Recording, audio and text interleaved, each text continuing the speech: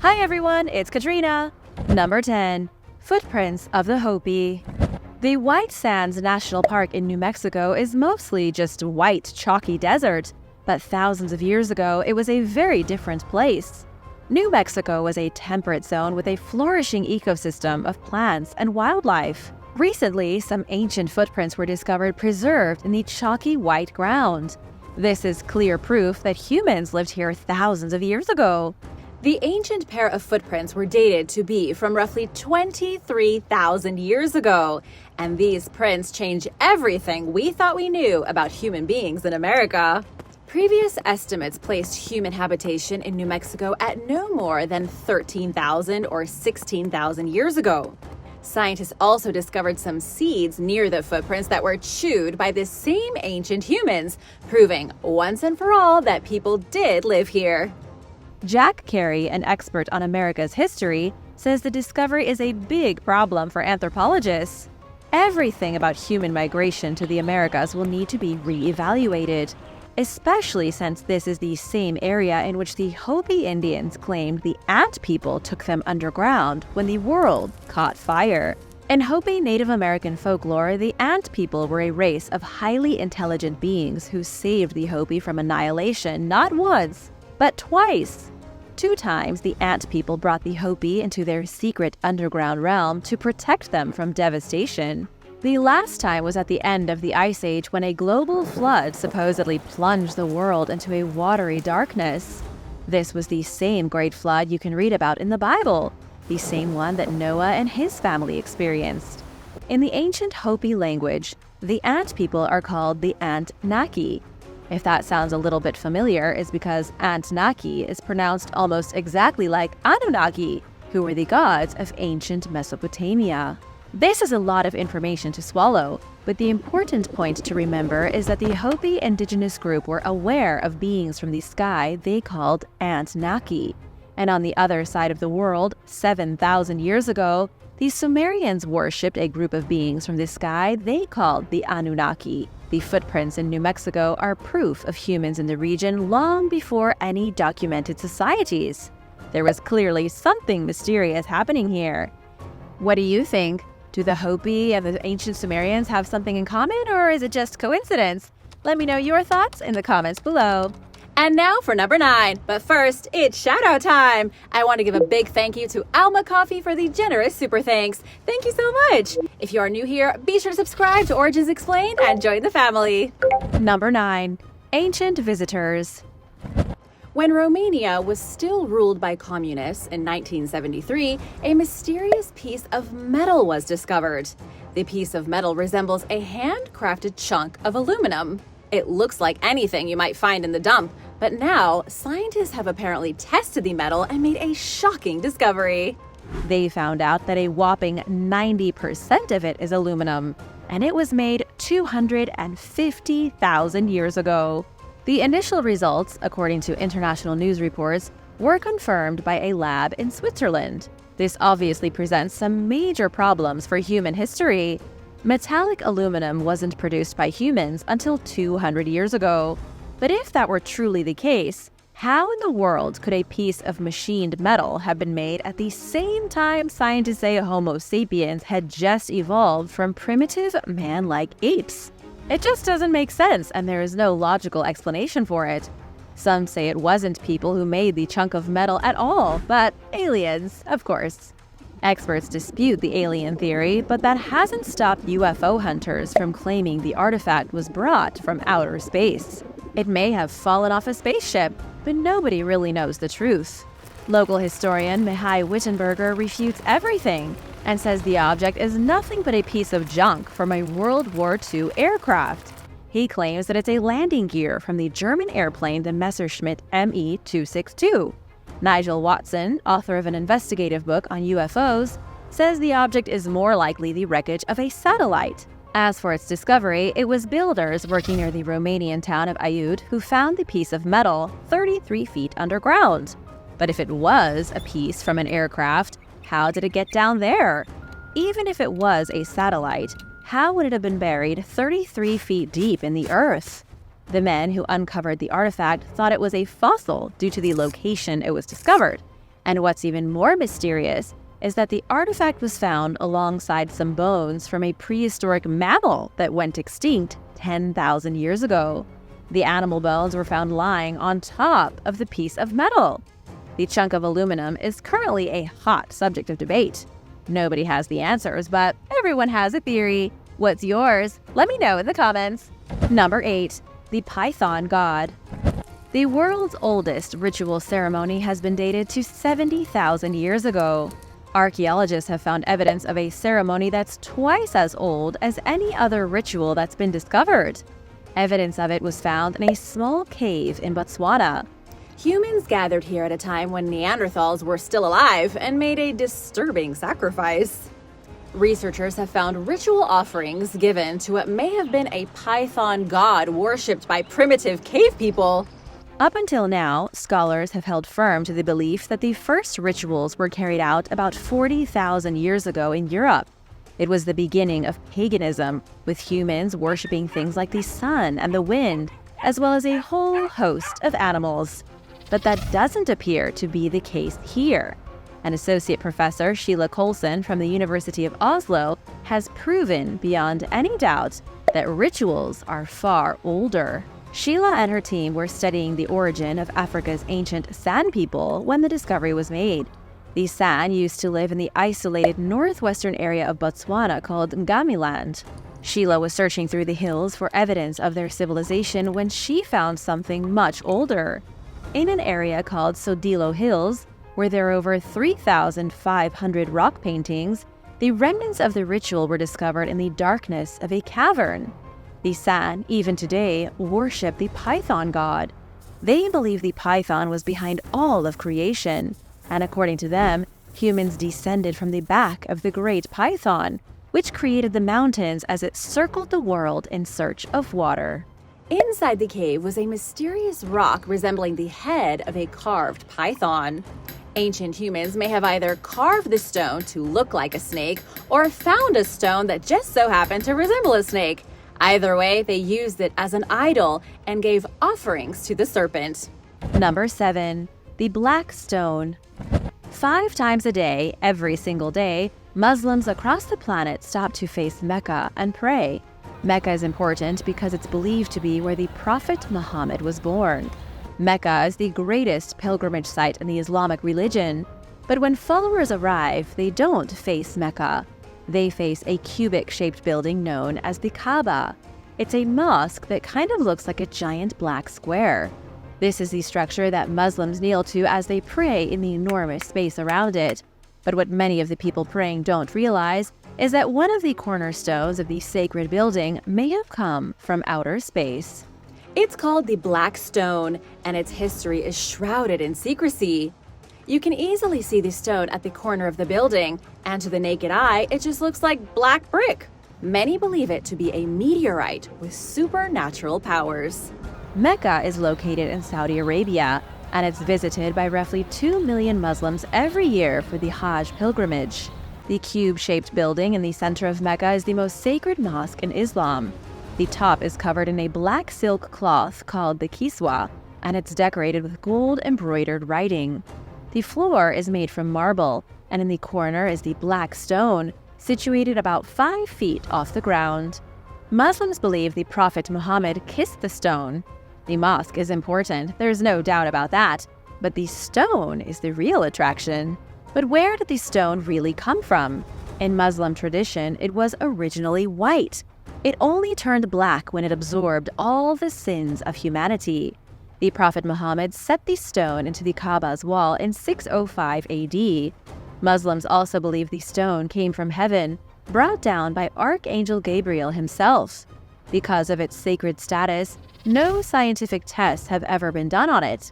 Western society first learned of the stone thanks to Swiss traveler Johann Ludwig Burckhardt when he visited Mecca in 1814. Unfortunately, there is no possible way to learn if the stone is a meteorite, a piece of basalt, or an alien artifact. It's built into the holiest building in the heart of Islam and will likely never leave. But there are some scholars that think the stone fell from the sky as a meteorite and was worshipped by the Arabs when they were still pagan. Number 6.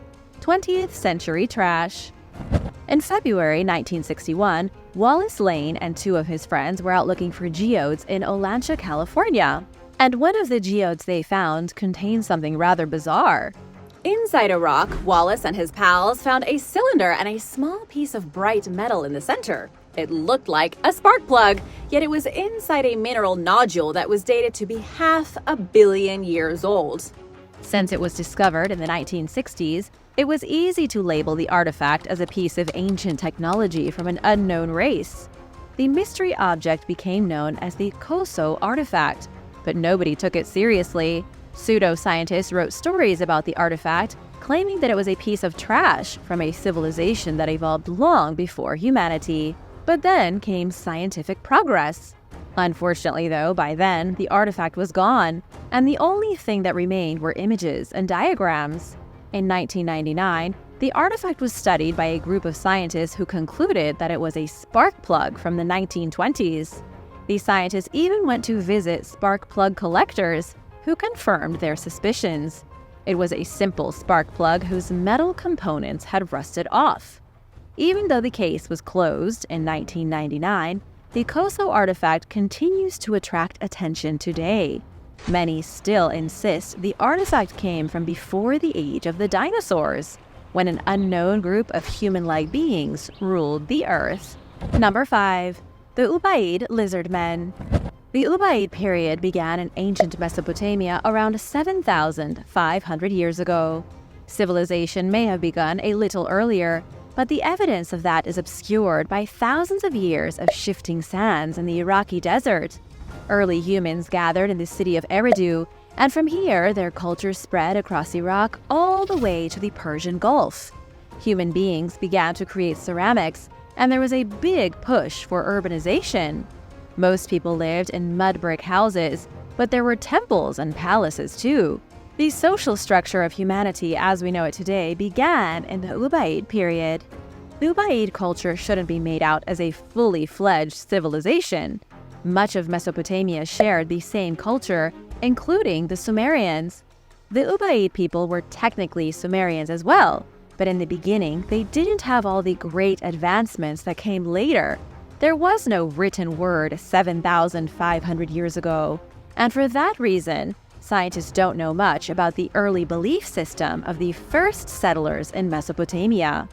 What scientists do have are some bizarre artifacts of reptilian monsters. The whole joke about reptilians ruling the world comes from something that's based in reality. Archaeologists have found small statues and stone figures of lizardmen from the Ubeid period. Not a single scholar can say with definitive conviction what the reptilian statues represent.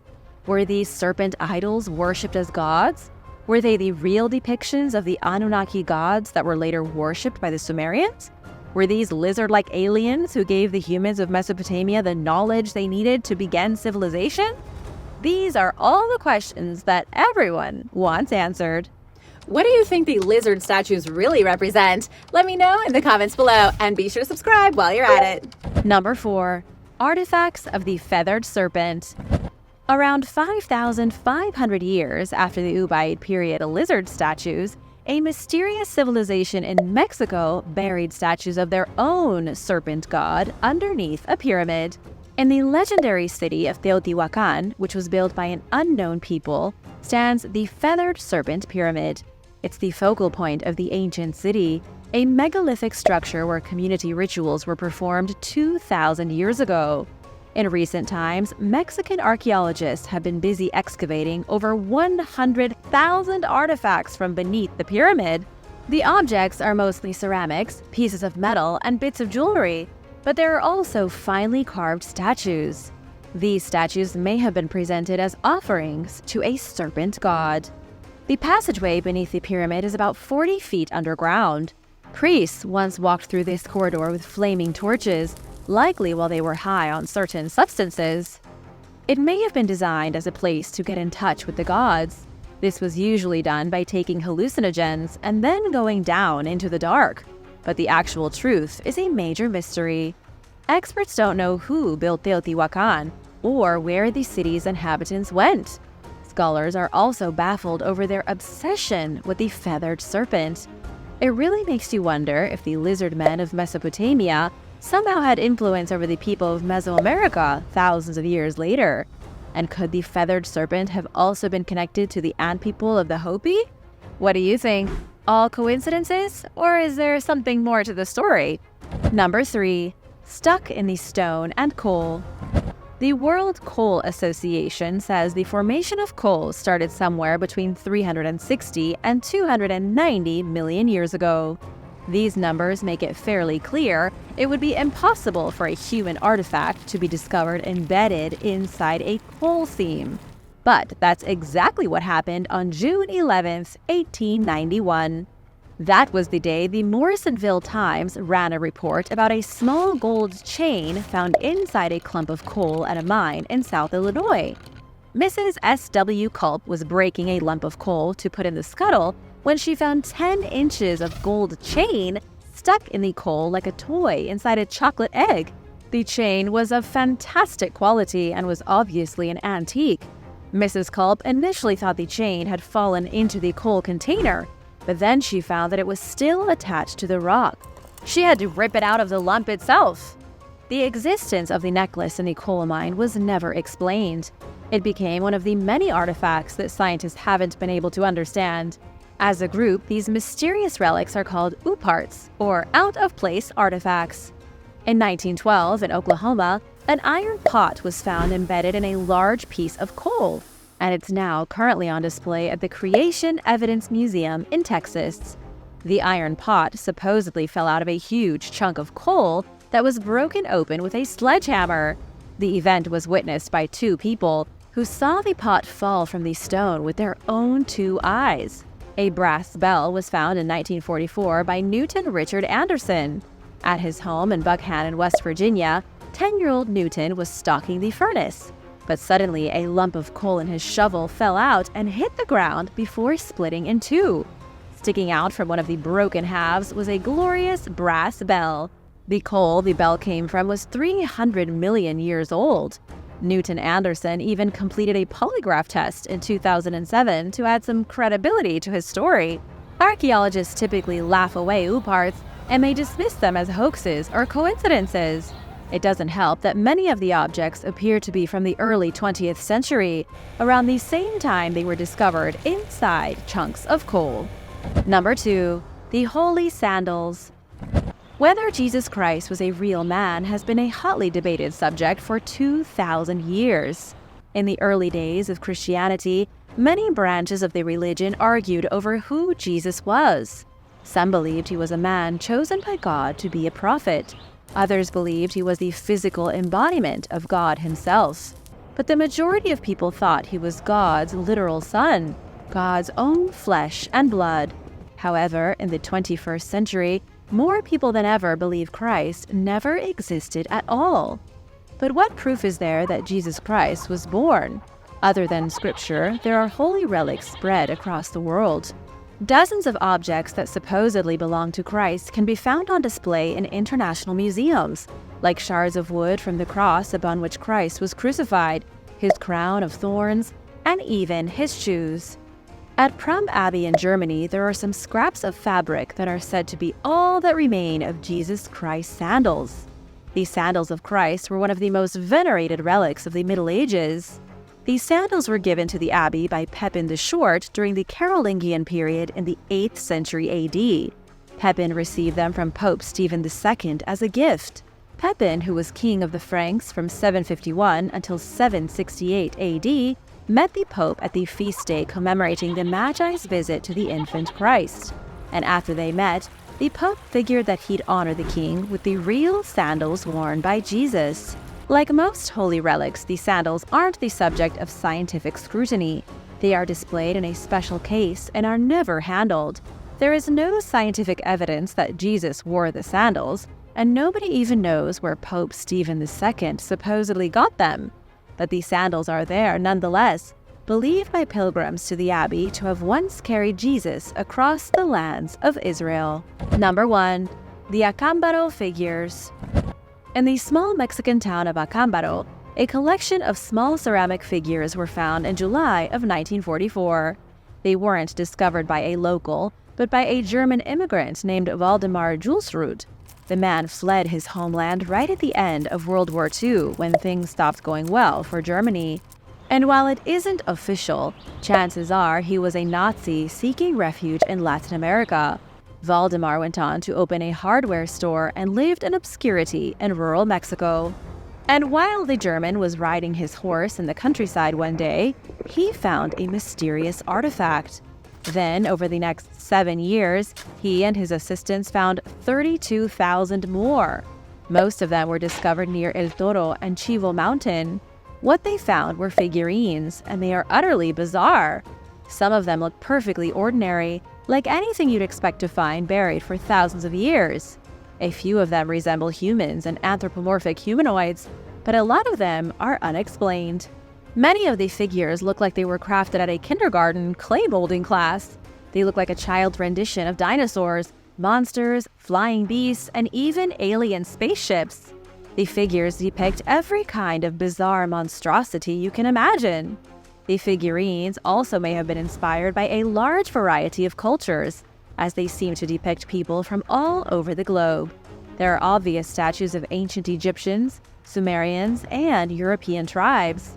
The collection is also full of figurines that shouldn't have been found in Mexico. Many of them should have been discovered in Africa or the Middle East. Also, a lot of the figurines look exactly like dinosaurs. One looks identical to a stegosaurus, and another resembles a sauropod. But if they were crafted by humans, how could they have known what dinosaurs looked like? The original dating of the artifacts placed them at being made around 2500 BC. However, that date has been highly contested. Later tests showed the figurines were made in a modern oven in the 1930s. The figurines, like so many artifacts that are unexplainable, were labeled fakes. The Waldemar Julsrud Museum is still open, and you can see these figurines for yourself on your next trip to Mexico. Do you believe humans ever lived alongside dinosaurs? Let me know what you think in the comments below. And thanks for watching! If you liked this video, be sure to give it a thumbs up and subscribe for more. See you later. Bye!